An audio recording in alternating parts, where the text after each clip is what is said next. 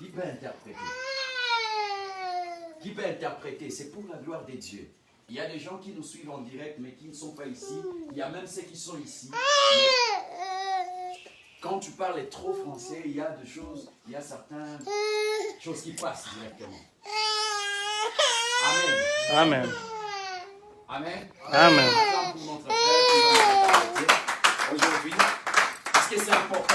Amen. Amen. C'est important pour les autres et pour nous autres. Amen.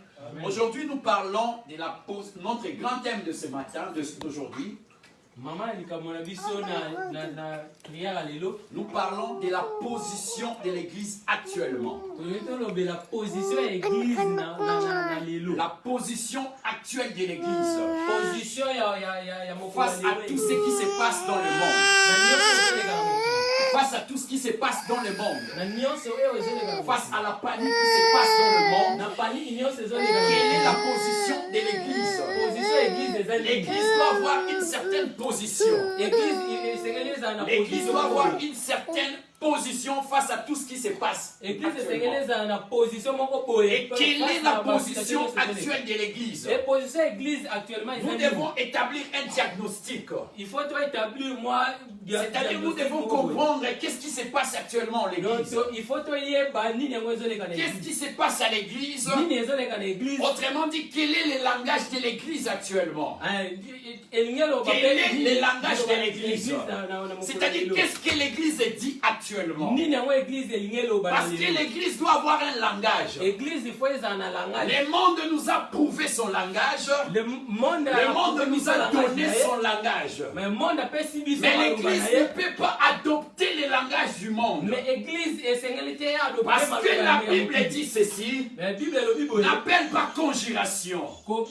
C'est que tout ce peuple appelle conjuration. N'appelle pas malheur. Tout ce que ce peuple appelle malheur. C'est-à-dire que l'Église doit avoir un langage. L'Église doit avoir une position qui doit être différente à celle du monde. Qu'est-ce que nous constatons aujourd'hui? Quel est le constat aujourd'hui? C'est que l'Église a la même position avec le monde. C'est-à-dire que l'Église a le même langage du monde. Face à ces fléaux qui frappent le monde, face à ces virus qui frappent le monde. Le monde a un certain langage. Mais quel est le langage de l'Église? J'aimerais que l'Église ait un autre langage. Et c'est le message d'aujourd'hui. C'est ce que le Saint-Esprit veut nous parler. Le langage actuel de l'Église. L'Église doit avoir un certain langage. Face à tout ce qui se passe actuellement. Amen. Amen. Amen. Amen. Alors nous allons lire la parole de Dieu. Amen. Amen. Il y a un frère qui nous a promis d'acheter la chair ici. Il est où? Amen. Amen. C'est lui qui peut arracher cette bénédiction, peut le faire. Amen. Amen. Nous allons lire, nous sommes dans les livres de 1 Samuel. La lectrice de la Bible doit être prête. 1 Samuel chapitre 17, verset 10 à 11. Nous allons dans le livre 1 Samuel chapitre 17, verset 10 à 11. Amen. Amen. Que Dieu te bénisse, frère. Amen. Il faut beaucoup prier pour lui. Amen. Amen. 1 Samuel chapitre 17, verset 10 à 11. La lectrice de la Bible. Et Amen. Amen. Nous sommes debout pour honorer la parole de Dieu. Le Philistin dit encore: je jette en séjour un défi à l'armée d'Israël. Donnez-moi un homme et nous nous battrons ensemble. Saul et tout Israël attendirent ces paroles du Philistin. Et ils furent effrayés et saisis d'une grande crainte. Amen. Amen. On s'arrête à le chapitre. Amen. Amen. Ici la Bible dit ceci. Il y avait un combat en Israël. Les Philistins étaient de l'autre côté. Et le peuple de Dieu était de l'autre côté. Et il y avait quelqu'un qui s'avançait. La Bible dit ceci. Cet homme s'appelait Goliath. Il a défié l'armée des dieux. Il a défié le peuple des dieux. La Bible dit quand il avançait, il jetait un sort à Israël. C'est-à-dire qu'il maudissait Israël. Il s'est moqué du peuple des dieux. Parce qu'il était tellement grand. Il s'appelait Goliath. La Bible dit qu'il était de la descendance de Gath. C'est-à-dire les grands, les géants. Il avait 6 doigts. 6 doigts. Toi, tu as 5 doigts. Moi, j'en ai aussi 5. Mais cet homme avait 6 doigts. C'est-à-dire qu'il était tellement terrible. Il faisait peur le peuple de Dieu. Cet homme était redoutable. Il s'appelait Goliath. Et la Bible dit quand il avançait, le peuple de Dieu fouillait. C'est ce qui se passe actuellement aujourd'hui. Quand le monde avance, quand le fléau avance, l'Église est en train de reculer. Est-ce qu'il y a quelqu'un qui comprend le message? Quand le virus avance, le peuple de Dieu, l'Église de Dieu commence à reculer. Amen. Amen. Le peuple de Dieu recule. C'est ce qui s'est passé de l'autre côté. Quand Goliath avançait, l'Église de Dieu reculait. Le peuple de Dieu reculait. Ils avaient peur de Goliath. Ils avaient peur de cet homme-là. Comme les gens qui sont ici. Peut-être on a peur du virus. On a peur des comment on appelle ça? Coronavirus. Quand ça progresse, les gens ont peur du virus. Et le monde a un autre langage.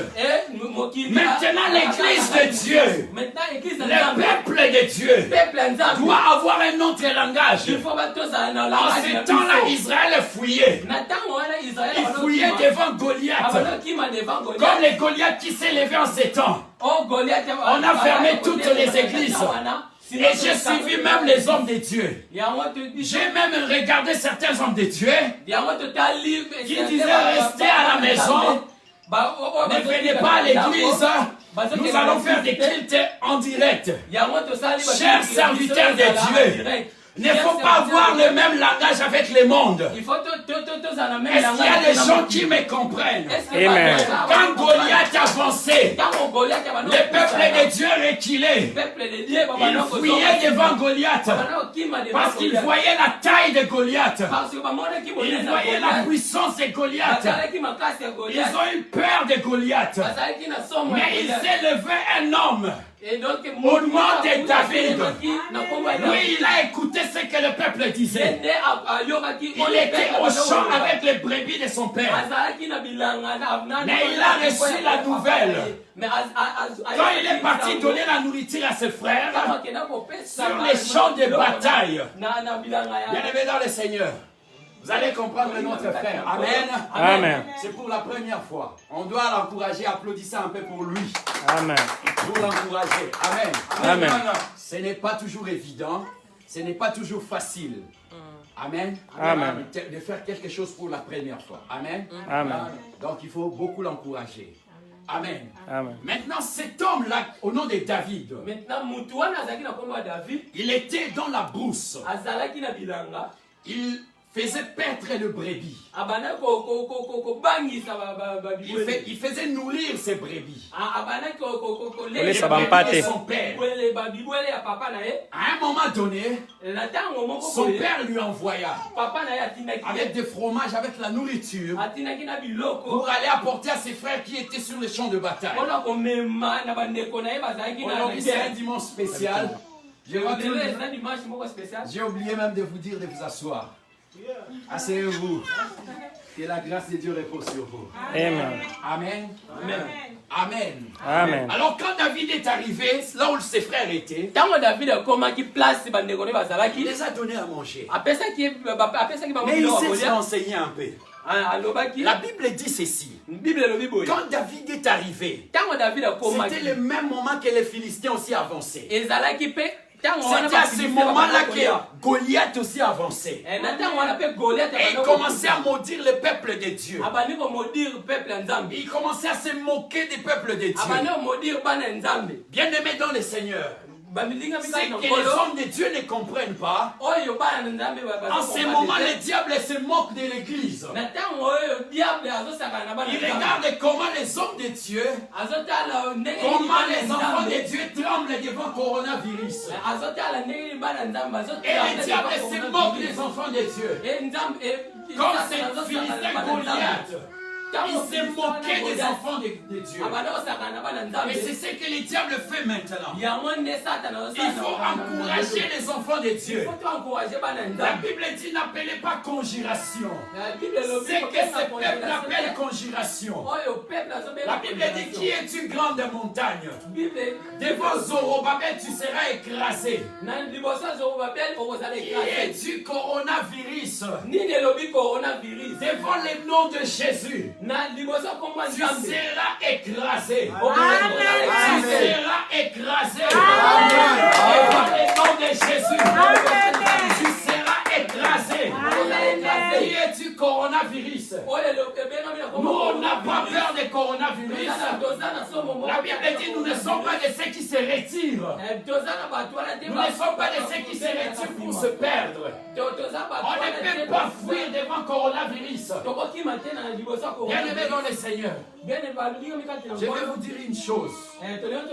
La peur, c'est un sentiment inné. La peur, c'est un sentiment humain. Tout le monde ne peut avoir peur. Même notre Seigneur avait peur. Il a dit s'il est possible, éloigne de moi cette coupe. Il avait peur de la croix.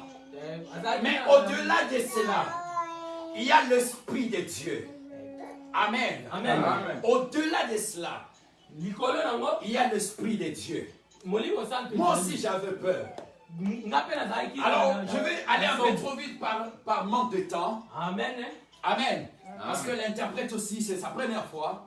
Nous risquons de dormir ici. Amen. Amen. Alors, David, quand il est arrivé, il s'est renseigné. On lui a dit, Israël, oui, devant cet homme. Et quand on voyait Goliath avancer, Goliath c'était un homme géant, un homme de guerre. Amen. Amen. Toute sa jeunesse, il a passé ça dans la bataille. C'était un guerrier. Il avait l'art de la guerre. L'art du combat. Et quand il avançait, ce n'était pas pour blaguer. C'était pour écraser le peuple de Dieu. Et le peuple de Dieu fuyait. Amen. Amen.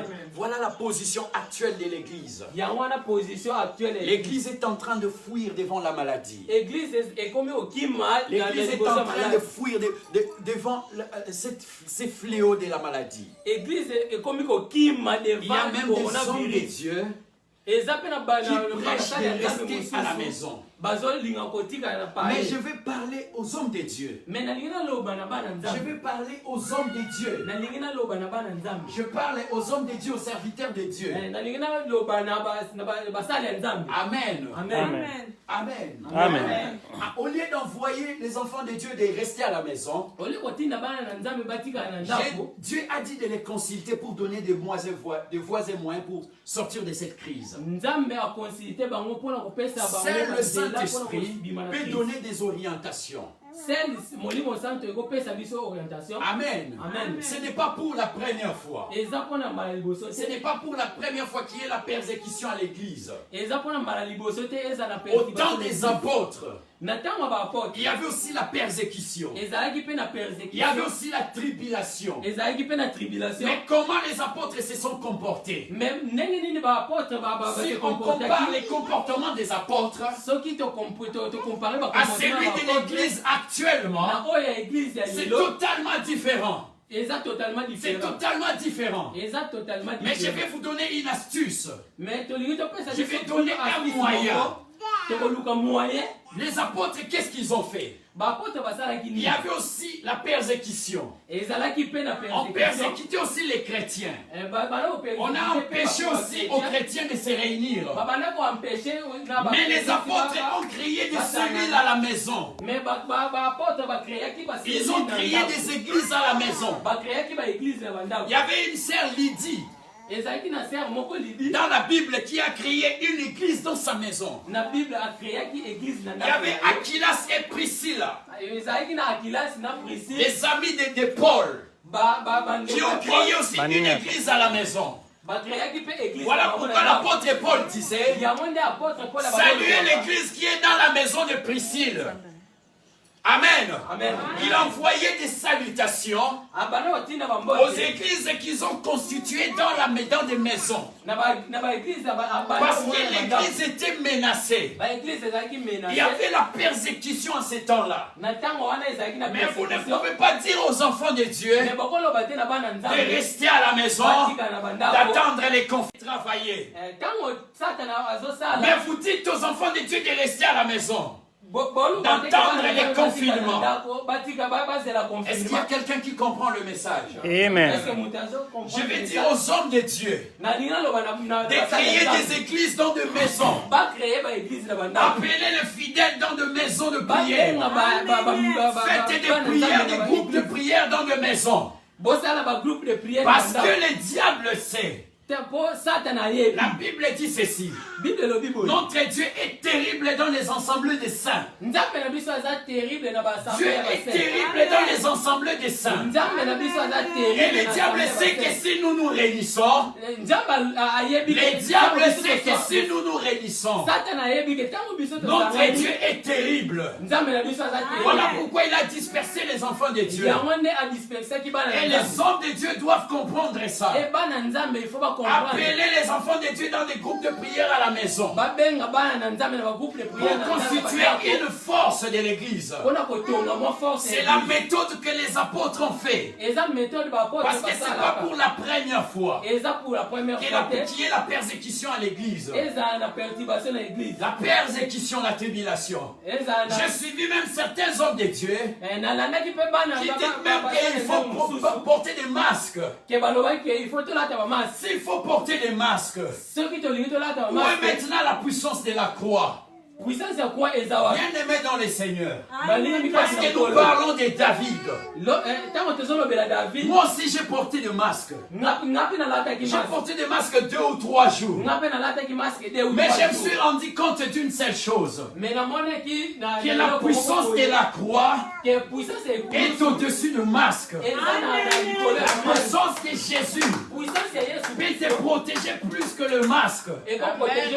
Ça ne sert à rien, c'est une attaque spirituelle. Ce n'est pas une maladie naturelle. Ce sont les occultistes qui ont provoqué cela. Tu peux mettre le masque, mais sans Jésus, ils vont t'atteindre avec leur puissance. Alors puisque nous parlons de David, David voulait combattre Goliath. Il a dit à Saoul: moi je peux combattre ce géant. Voilà la position que l'église doit prendre maintenant. L'église peut combattre le coronavirus. Il faut compter sur la puissance de la croix. Amen. Alors le roi Saoul a dit ceci: je vais t'envoyer dans la bataille, mais je dois te donner mes vêtements. Je dois te donner mes armes. C'est-à-dire, je dois te donner le masque, je dois te donner les gants pour lutter contre le coronavirus. Alors David a pris les habits. Il a mis les habits du roi Saoul. Quand il a porté cela, il voulait marcher, ça n'a pas marché. Parce que le monde n'apportera pas la solution. La Bible dit ceci: David a pris ces habits-là. David Il a enlevé ça. Il a remis ses vêtements naturels. Moi aussi, j'ai pris les masques que j'avais. J'ai enlevé ça. Parce que les masques n'est pas les boucliers. La Bible nous parle des armes spirituelles. Dans le livre d'Éphésiens chapitre 4. Éphésiens chapitre 6. La Bible nous parle des armes spirituelles. Et je vais prendre une seule arme. La Bible dit ceci, on peut nous lire ça dans Éphésiens chapitre 4, 6 verset 16. Pendant que la lectrice nous trouve cela, la Bible dit ceci.